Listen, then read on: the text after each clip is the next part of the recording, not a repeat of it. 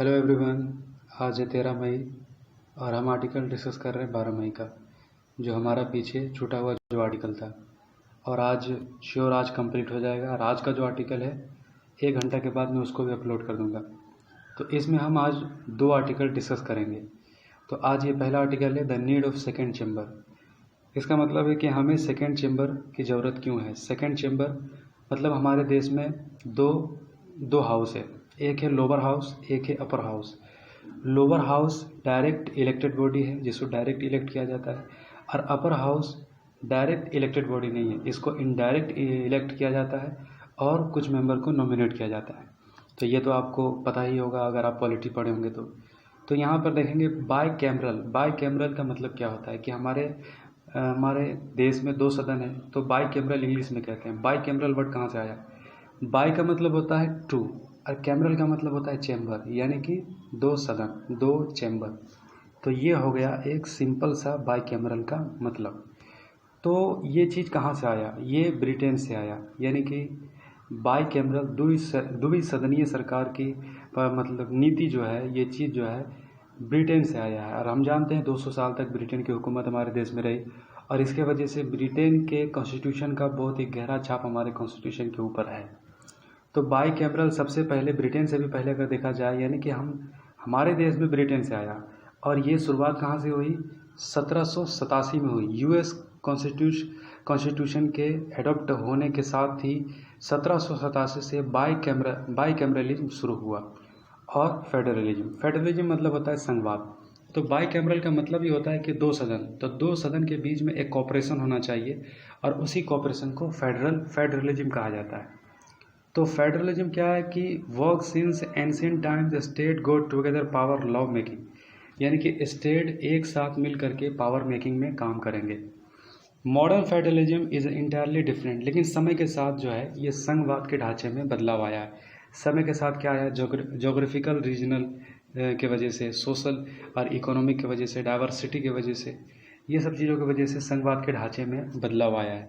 जैसा कि आज हम जो है 73 और 74 अमेंडमेंट करके पंचायत और म्यूनसिपलिटी कमीशन को जो है लागू किया गया। तो ये क्या है? एक संघवाद का एक मतलब फेडरल स्ट्रक्चर का एक नया मतलब प्रस्तुतिकरण है कि नहीं? तो यही चीज़ है। तो समय के साथ ये चीज़ बदला है। तो द फेडरलिस्ट फेमस ऐसे, यानी कि इसके बारे में एक बहुत ही मशहूर निबंध है, और इसका लिखने वाला है मेडिसिन अलेक्जेंडर हैमिल्टन और जॉन जे। ये कहते हैं कि second chamber enables a second and reflective expression prosperity to yield to the impulse of sudden and violent passion. कहने का मतलब है कि सेकेंड चेम्बर एक ऐसा काम करता है कि लेजिस्लेचर को हेल्प करता है, उसको वायलेट करने का, लॉ में वायलेट करने का, उसको हद से आगे बढ़ने से रोकता है। ये फेडरल स्ट्रक्चर एक दूसरे को कोऑपरेट करके काम करने एक कोऑपरेशन एक दूसरे के बीच में जो है बना करके रखा जाता है। और इसी तरीके से जब हम बात करें कि जब यूएस कॉन्स्टिट्यूशन अडॉप्ट किया जा रहा था, जब यूएस संविधान बनाया जा रहा था, तो पॉलिटिकल फिलोसफर उस दौर में जो पुनर्जागरण के वक्त में जो पॉलिटिकल फिलोसफर जो बड़े बड़े जो निकल के आए थे, उसमें से एक था मॉन्टेस्क्यू का कहना था कि the legislative body being composed of the 2 parts check one another by the mutual. कहने का मतलब कि लेजिस्लेटिव में सेकेंड चेम्बर का काम ये है कि सेकेंड चेम्बर लेजिस्लेचर के गलतियों को बताता है, लेजिस्लेचर के कमियों को, त्रुटियों को उजागर करने का काम करता है, यानी कि मॉन्टेस्क्यू कह रहे थे। ठीक है, तो सेकेंड चेम्बर का रेलेवेंट हम समझते चले जा रहे हैं। इन इंडिया स्टार्टेड, भारत में कब से शुरू हुआ? तो सबसे पहले बाई कैमरल भारत में गवर्नमेंट ऑफ इंडिया एक्ट, आपने मॉडर्न हिस्ट्री पढ़ा होगा, उसमें गवर्नमेंट ऑफ इंडिया एक्ट आपको पता होगा। तो गवर्नमेंट ऑफ इंडिया एक्ट के साथ ही हमारे देश में बाई कैमरल द्विसदनीय सरकार की नीति हमारे देश में आई। और उस वक्त हमारे राज्य यानी कि काउंसिल में 60 मेंबर हुआ करते थे, और लेजिस्लेटिव असेंबली में 145, यानी कि गवर्नमेंट ऑफ इंडिया एक्ट जब आया था तो 60 मेंबर राज्यसभा के होते थे और 145 पार्लियामेंट, यानी कि काउंसिल के 60, असेंबली के 145 मेंबर हुआ करते थे। इसकी शुरुआत 1919 में हुई। प्रीलिम्स के लिए इसको याद रखिएगा, ऐसा क्वेश्चन बनता है।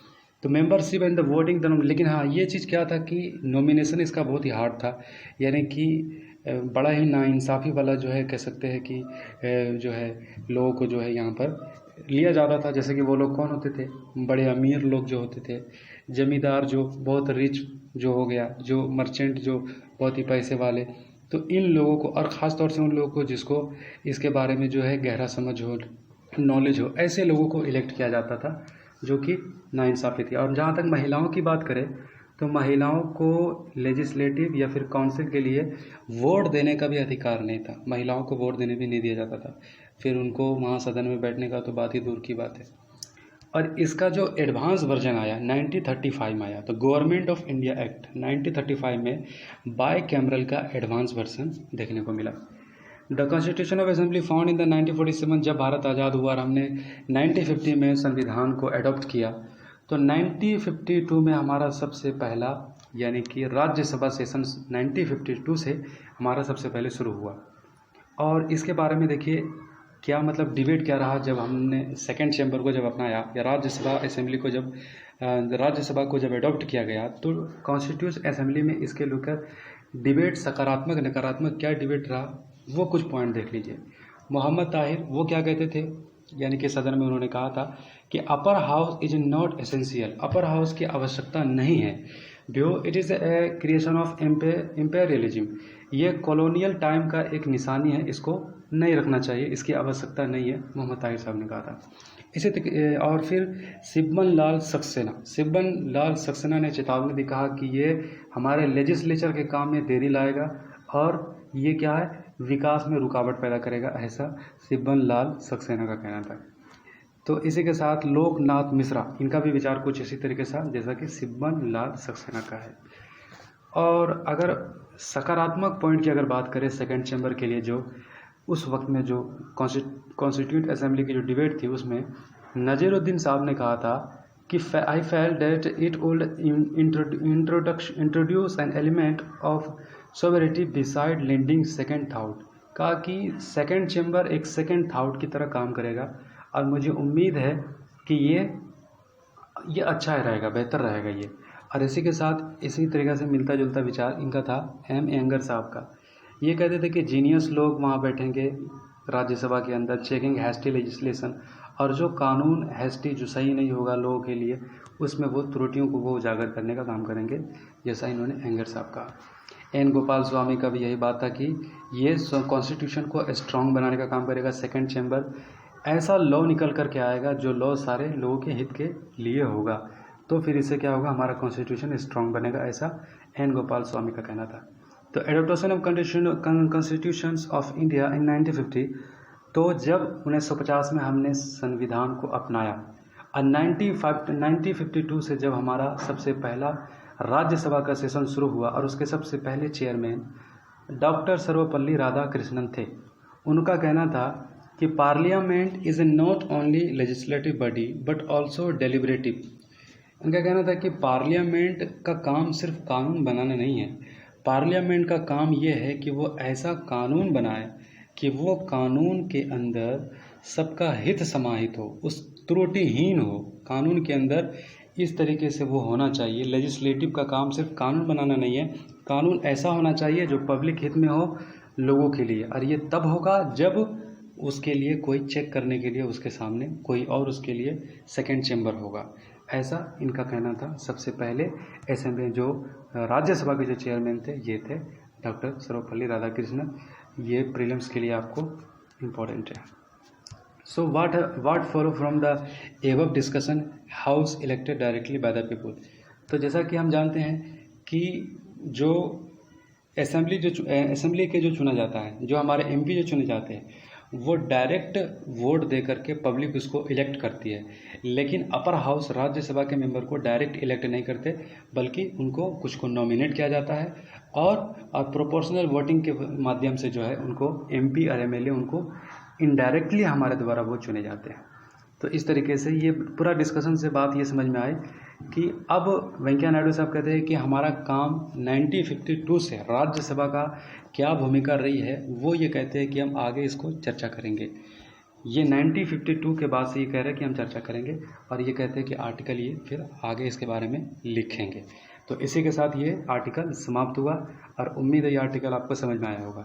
और अब हमारा दूसरा आर्टिकल है equal freedom and forced labour. Equal freedom, बराबरी की आज़ादी, फोर्स्ड लेबर यानी कि ज़बरदस्ती का जो है किसी के ऊपर, फोर्स्ड लेबर, समझ रहे हैं ना आप। After independence doctor Ambedkar was a chairperson of the drafting committee was asked to the prepare note on the fundamental right। Drafting committee के जो चेयरमैन थे वो डॉक्टर अम्बेडकर थे। डॉक्टर अम्बेडकर का कहना था कि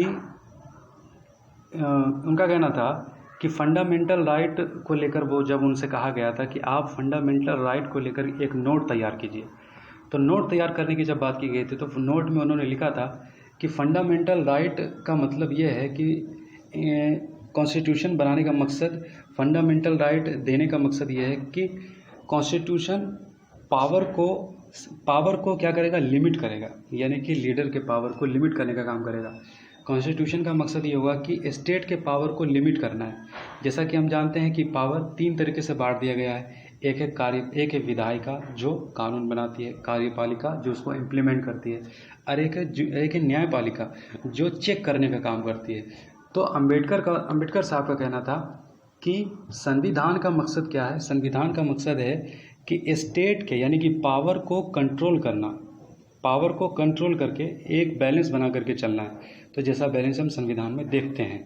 तो फ्रीडम ऑफ इंडिविजुअल क्या है? फ्रीडम ऑफ इंडिविजुअल बहुत इंपॉर्टेंट है। फंडामेंटल राइट बहुत इंपॉर्टेंट है। अगर फंडामेंटल राइट ये मतलब स्टेट के पावर का एक दायरा बताया गया, यानी कि फंडामेंटल राइट का हनन अगर स्टेट करता है तो ये मतलब ये हो गया कि संविधान का वहाँ पर बेसिक स्ट्रक्चर के साथ जो है ज़रूर कुछ ना कुछ हनन होता होगा, तभी फंडामेंटल राइट का जो है कह सकते हैं कि उसके साथ जो है कुछ अगर कोई खिलवाड़ करता है तो ये चीज़ें हैं। तो ये चीज़ अम्बेडकर साहब ने कहा था। तो इन्होंने कहा था but this was understand too narrow, लेकिन इसको ठीक से समझा नहीं गया, यानी कि कॉन्स्टिट्यूशन के मकसद को ठीक से समझा नहीं गया, फंडामेंटल इंडिविजुअल राइट को ठीक से समझा नहीं गया। जैसा कि आज हमको देखने को मिलता है कि कोविड-19 पैंडेमिक की वजह से जो अभी स्थिति बनी हुई है, अगर इस स्थिति में सबसे ज़्यादा अगर किसी को हानि हुई है, वो देखिए हर बार गरीब को ही सबसे ज़्यादा नुकसान उठाना पड़ता है। ख़ास तौर से अभी देखिए माइग्रेंट लेबर प्रवासी जो काम करने के लिए अपने रूरल एरिया से जाकर के शहर में जो काम करने वाले लोग थे, वो लोग सबसे ज़्यादा इसके वजह से जो है इस पेंडेमिक की वजह से परेशानी में मुब्तला हुए। तो क्या है कि देखिए अभी क्या हुआ ना कि बहुत सारे स्टेट ने अपने लॉ के अंदर, लेबर लॉ के अंदर बहुत सारा चेंजिंग किया है। वो चेंजिंग क्या, पहले क्या था कि 8 घंटा काम किया जाता था, अब क्या गया 8 घंटा से बढ़ा करके 12 घंटा कर दिया गया। अगर पहले 8 घंटा के बाद काम करते तो वो क्या होता, वो एक्स्ट्रा वर्क हो जाता, यानी कि उनको डबल उनका पैसा मिलता। लेकिन ये 8 घंटा से 12 घंटा कर दिया। अगर आप वो 12 घंटा कंपलसरी अब 12 घंटा काम करना है, 12 घंटा के बाद अगर ओवर टाइम करना है तो 12 घंटा के बाद करना है। तो ये चीज़ें कहाँ कहाँ हुई, हिमाचल प्रदेश, राजस्थान, पंजाब, ये सब जगह पर इसी तरीके से सप्ताह में 72 घंटा काम करना कंपलसरी बना दिया गया। ये कानून में जो है लेबर लॉ में ये जो है तब्दीली की गई है। गुजरात में भी इसी तरीके से किया गया है कि सिमिलर चेंज तो बढ़ा दिया गया है बिल भी। और फिर क्या था, ओवर टाइम का पैसा डबल मिलता था, ये ओवर टाइम का पैसा भी जो है मिनिमाइज कर दिया। उत्तरांचल में भी यही हुआ, हरियाणा में भी, पंजाब में भी, मध्य प्रदेश में भी। तो ये लेबर लॉ के अंदर ये चेंजिंग की गई है। तो क्या ये लेबर लॉ में जो चेंजिंग की गई है, जो माइग्रेंट्स जो सबसे ज़्यादा परेशानी में अभी मुब्तला है, और ऊपर से ये चीज़ें जो घंटा जो बदला गया है, और ये चीज़ें क्या उनके अधिकार का हनन है, क्या ये फोर्स्ड लेबर है? ये सबसे मेन पॉइंट है, सबसे मेन मुद्दा है इस आर्टिकल का। अंबेडकर ने क्या किया था, 8 घंटा के काम करने का सबसे पहले अंबेडकर ने ही वकालत किया था और ये कानून पास कराया था कुछ साल पहले। लेबर मूवमेंट का भी मकसद यही था। क्या था, आज़ादी के लिए भी इन लोगों ने बहुत ही ज़्यादा फ्रीडम स्ट्रगल किया। 1931 में कराची डिक्लेरेशन हुआ था, बिल ऑफ राइट्स, जिसमें अधिकार का एक सूची तैयार की गई थी। कहा गया था कि लेबर राइट भी उसी तरीके से है जिस तरीके से फ्रीडम ऑफ स्पीच है, फ्रीडम ऑफ एक्सप्रेशन है, ये अधिकार बिल्कुल उसी तरीके से है जिसका हनन नहीं होनी चाहिए। प्रियम्बल में भी हमारा वही मकसद है कहने का। प्रियम्बल क्या कहता है कि preamble declared political freedom must include rest economic freedom of the millions. कहने का मतलब है कि पॉलिटिकल फ्रीडम जितना इम्पॉर्टेंट है उतना ही इम्पॉर्टेंट इकोनॉमिक फ्रीडम भी है, यानी कि आर्थिक तौर पर भी आज़ादी उतना ही मायने रखता है जितना कि राजनीतिक तौर पर। तो राजनीतिक तौर पर जितना मायने है उतना आर्थिक तौर पर भी, लेकिन लेबर के साथ ये चीज़ें जो लेबर लॉ में जो राज्य सरकार जो तब्दीली कर रही है ये हमारे प्रियम्बल के यानी कि जो हमारे संविधान की आत्मा कही जाती है उसको ठेस पहुंचाने का ये यहाँ पर हम महसूस कर सकते हैं। और दूसरा अगर देखा जाए तो डीपीएसपी हमारे आर्टिकल नंबर 43 में डीपीएसपी है। डीपीएसपी का मतलब क्या होता है? Directive principle of state policy. इसका मकसद ये है कि डीपीएसपी के तहत कहा गया है कि राज्य सरकारें, केंद्र सरकारें इस तरीके का कानून बनाएंगी कि वो कानून मार्जिनल सेक्शन के हित में होगा। वो कानून ऐसा होगा जो मार्जिनल सेक्शन, जो समाज का सबसे गिरे कुचले दबे तबके के लोग हैं, उसका हित उसमें समाहित होना चाहिए। राज्य को ऐसा कानून बनाना है, ये डीपीएसपी में कहा गया था। लेकिन राज्य सरकारें जो लेबर लॉ के अंदर जो चेंजिंग कर रहे हैं ये डीपीएसपी के भी खिलाफ है। आर्टिकल नंबर 23 ये कहते हैं अगेंस्ट द फोर्स्ड लेबर, कि ज़बरदस्ती आप किसी से काम नहीं करवा सकते। आर्टिकल नंबर 23 भी आप इसको संविधान में देख सकते हैं। A certain narrow understanding force to the something if there is a gun to the my hand the knife at my throat. देखिए राइटर यहाँ पर एक बात कहते हैं कि सपोज डेट एक आदमी के सर के ऊपर गन रख दिया जाए या फिर गले के ऊपर जो है नाइफ रख दिया जाए और उससे कहा जाए, ज़बरदस्ती उससे वो काम करने के लिए कहा जाए जो काम वो करना पसंद नहीं करता, तो आप कहेंगे कि ये फोर्स्ड है। लेकिन ये आप देख सकते हैं कि ये चीज़ फोर्स्ड है, लेकिन क्या ये चीज़ फोर्स्ड नहीं है कि किसी कोई व्यक्ति है जो वो काम करता है और उसका काम का सही मजदूरी नहीं मिलता है, और सही मजदूरी नहीं मिलता है, वो मांगे तो उसको काम ही नहीं मिलेगा, तो क्या ये फोर्स्ड नहीं है? एक आदमी जो 8 घंटा काम करता है और लेकिन उससे ज़बरदस्ती 12 घंटा काम करवाया जाता है, तो क्या ये फोर्स्ड नहीं है? एक आदमी जो 12 घंटा काम करता है, 18 घंटा काम करता है, अगर ओवर टाइम का उसको पैसा नहीं दिया जाता है और फिर मजबूरन उसको वेज कम दिया जाता है, क्या ये उसी तरीके से नहीं है जिस तरीके से एक आदमी के सर पर गन रख दिया जाए और उससे कहा जाए कि ये काम करो और ज़बरदस्ती उसको करना पड़ जाए, और फिर एक आदमी के गले पर जो है गले पर नाइफ रख दिया जाए और कहा जाए कि आप ये काम करो और ज़बरदस्ती उसको करना पड़ जाए? क्या ये उसी तरीके से नहीं लगता देखने में? यहाँ पर ये राइटर ये बात कह रहे हैं, ठीक है, मैं नहीं कह रहा। तो इसमें हमारे सुप्रीम कोर्ट ने क्या स्टैंड लिया था? 1983 की अगर बात करें तो सुप्रीम कोर्ट ने ये कहा था कि है दिस पॉइंट, इन्होंने ये बात समझा था 1983 में, हमारा सुप्रीम कोर्ट ने इस बात को समझा था। लैंडमार्क जजमेंट में उन्होंने दिया था, ये जजमेंट है PVDR vs union of India. इसमें कहा था सरकार ने सुप्रीम कोर्ट ने कहा था कि right against forced labour include right to minimum wage. कहा कि अगर कोई मिनिमम वेज करता है, अगर मजदूरी का सही मजदूरी नहीं देता है और उसका शोषण करता है, तो ये फोर्स्ड लेबर माना जाएगा। ये बहुत ही शानदार फैसला सुप्रीम कोर्ट का 1983 में दिया गया था, जो कि राज्य सरकारें जो यहाँ पर जो चेंजिंग किए ये सुप्रीम कोर्ट के फैसले के भी, 1983 के फैसले के भी खिलाफ देखा जा सकता है। तो I know Indian migrant contract labour, जिस तरीके से कॉन्ट्रैक्ट लेबर, माइग्रेंट लेबर जो वहाँ पर चले जाते हैं काम करने के लिए, उसके पास कोई ऑप्शन नहीं होता है, मजबूरन उसको करना पड़ेगा, तो ये फोर्स्ड लेबर ही कहा जाएगा। ये चीज़ें हो गई। तो चलिए, the purpose of labour law, तो लेबर लॉ जो बनाने गया। आप दूसरी बात हम ये कहेंगे इंडिया के लेबर लॉ इंडिया में किस तरीके से है। अगर लेबर लॉ का मकसद क्या है पहले ये समझिए। लेबर लॉ का मकसद ये है कि लेबर का हनन ना हो, लेबर का शोषण ना हो, लेबर के साथ जो है कोई उसको शोषण ना करे, मकसद लेबर लॉ का बनाने का यही है। लेकिन भारत में लेबर लॉ कुछ इतना रेजिलियंस है जिसके वजह से कह सकते हैं कि काफ़ी दिक्कत है। India's labour law criticise multiple counts. भारत के जो लेबर लॉ है, जो कानून है, इसको कई बार जो है क्रिटिसाइज होना पड़ता है इसको। जैसे कि अगर हम आपको एक एग्जांपल दे दें, एक आदमी कंपनी खोला, 10 साल से वो काम कर रहा है, यानी कि फैक्ट्री चला रहा है, और 10 साल से करने के बावजूद भी उसको लॉस हो रहा है, काम में बेनिफिट नहीं हो रहा है। अब वो चाहता है कि वो कंपनी को बंद कर दे, फैक्ट्री को बंद कर दे, और उसके फैक्ट्री में 500 लेबर काम करते हैं। अगर वो फैक्ट्री को बंद करता है तो वो बंद नहीं कर सकता, पहले उसको लेबर इंस्पेक्टर के पास जाना पड़ेगा और उसको कहना पड़ेगा कि मैं फैक्ट्री बंद करना चाहता हूँ, और जब तक वो परमिशन नहीं देगा तब तक वो बंद नहीं कर सकता, क्योंकि यहाँ पर लेबर का मसला है। तो इस तरीके से लेबर लॉ हमारे यहाँ इतना रिजिलियंस है कि बड़ी बड़ी मल्टीनेशनल कंपनियाँ हमारे देश में जो है ये चीज़ें मतलब जो है लेबर उनको डर लगता है कि भारत में लेबर लॉ इतना सख्त है, मतलब इस तरीके से रेजिलियंस है कि वहाँ पर फंस के रह जाएंगे। तो इस तरीके से हमारे ग्रोथ में भी रुकावट पैदा होती है। हमारे बड़े बड़ी जो इंडस्ट्रीज जो हमारे यहाँ सेटअप होना चाहती है वो इस तरीके से कतराती है। तो ये चीज़ में सुधार करना चाहिए। It's argued that the set of the labour bureaucracy जो लेबर इंस्पेक्टर है और ब्यूरोक्रेसी जो लेबर का है, ये करप्शन बहुत करते हैं। करप्शन वहाँ से शुरू होता है जहाँ से कानून बहुत ज़्यादा टिपिकल जब हो जाता है, तो वहाँ से जो है भ्रष्टाचार शुरू हो जाता है। तो ये चीज़ें बहुत इंपॉर्टेंट है। रेजिलियंट लेबर लॉ को ठीक करना बहुत ज़रूरी है। अनकॉन्सेलेबल टायर्ड स्ट्रक्चर बहुत थका देने वाला हमारा टायर्ड स्ट्रक्चर है, इतना लेखा पढ़ी और इस तरीके से बहुत ही मतलब यहाँ पर लेबर लॉ बहुत कंक्लूसिव और बहुत ही लंबा चौड़ा लेबर लॉ जो बनाया गया है हमारा, एक नहीं कई सारा है। तो ये चीज़ें क्या है कि हमारे ये अच्छा नहीं है। एम्प्लॉयमेंट लेबर इनफॉर्मल एम्प्लॉयमेंट ये चीज़ जो देख रहे हैं, ये चीज़ अच्छा नहीं माना जाता है। तो इसी के साथ ये टॉपिक भी कंप्लीट हो गया और उम्मीद है कि आपको ये क्लियर हुआ होगा। व्यूज़ बहुत कम है, आप लगता है कि शेयर नहीं करते। देखिए वीडियो कंप्लीट बनाने में बहुत ही मेहनत लगता है। आप इसको शेयर कीजिए ताकि आप ही नहीं कई सारे लोगों को इससे फ़ायदा हो। और बहुत इम्पॉर्टेंट है ये, ऐसा इसको शेयर कीजिए, बहुत इम्पॉर्टेंट है ये।